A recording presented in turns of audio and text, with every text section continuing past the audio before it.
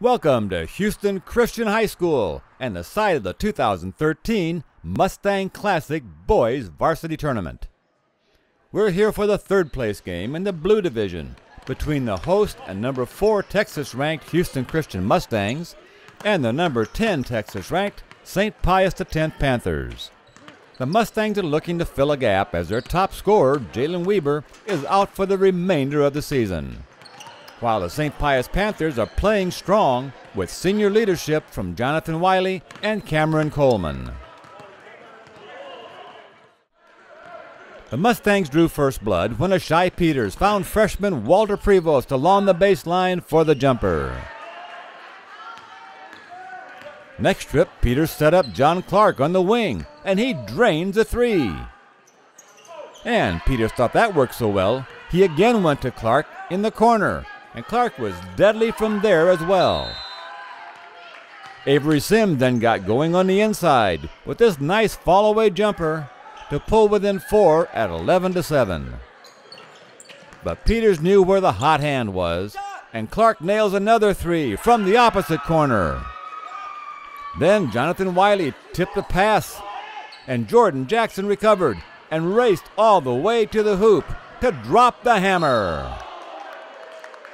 Peters then draws the D inside and kicks out to Connor Kelly at the top of the key, and he finds the range. And the first period ended with the Mustangs up by 5. The Panthers up their pace in the transition as Coleman makes the outlet to Jackson, and he skies to pull within 3.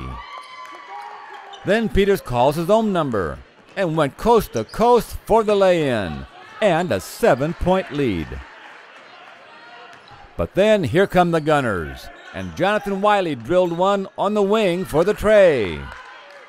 And then Peters finds Clark open in the corner again, and he shoots the eyes out of the bottom of the net. So Cameron Coleman thought that was a good idea, and he drops one from the wing to close the gap to 37-33. Then Preston Drake comes in off the bench, and he gets an assist from Grant Harmon and cans another 3. And then the Mustangs have a 3-on-2 break, and Drake finds Peters for the bucket. And the Mustangs go to the locker room with a solid 46-33 lead.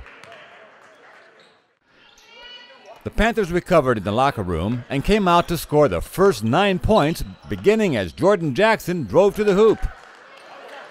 And then Desmond Ray picked up the loose ball, found Coleman, and he raced the other way unmolested for the lay-in. And when Jonathan Wiley fired from 22 feet, the Panthers had closed to within 4 at 46-42. Finally, the Mustangs' Clark gets another assist from Peters and steps out for a big 3 to push the lead back to 8. Later, Wiley intercepts Drake's pass and decides to take matters into his own hands as he drives and hits the pull-up jumper, and the Panthers were now within 1 at 51-50. Then Connor Kelly gets it back at the top of the key and nails the 3 to go up by 4 again. But when Wiley was pushed out by Hartman, it was Mackay Cannon getting the offensive board and the putback to tie the game at 54.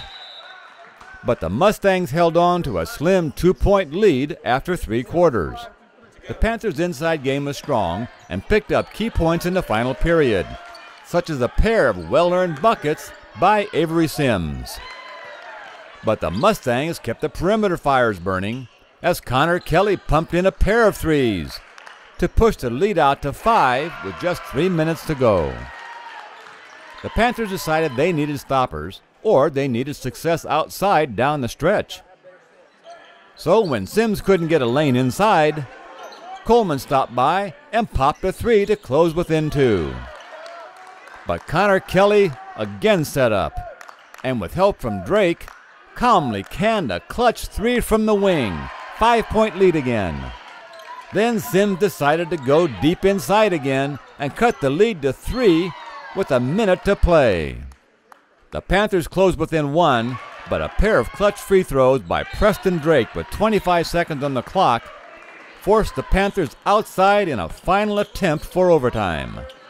But the Panthers had no magic left as they watched 2 long-range attempts miss the mark, and the Jalen Weaver-less Mustangs held on for a 76-73 victory. I thought they did a good job of slowing us down. We also missed a few shots that we were making in the first half. Look, we're a transition team. We love to go up and down. We love to force tempo. We're not necessarily just trying to shoot the first shot that we see, but we want to get a good shot. Sometimes that is the first shot. But what I like about what the guys did, even though they slowed us down much more in the second half, we still looked for good shots. We were very unselfish. We got to work more on our true offensive, our half-court offense, our half-court sets. That's why we have those in place. You know, we have with everybody in place, we have an outstanding team.